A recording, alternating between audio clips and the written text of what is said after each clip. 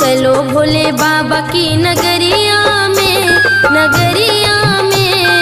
ओम नाम बांध लो गठरिया में।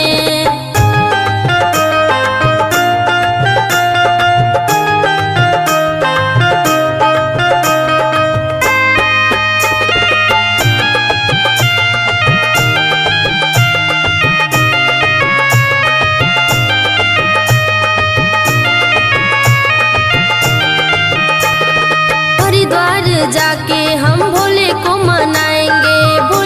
मनाएंगे जी दिल से मनाएंगे।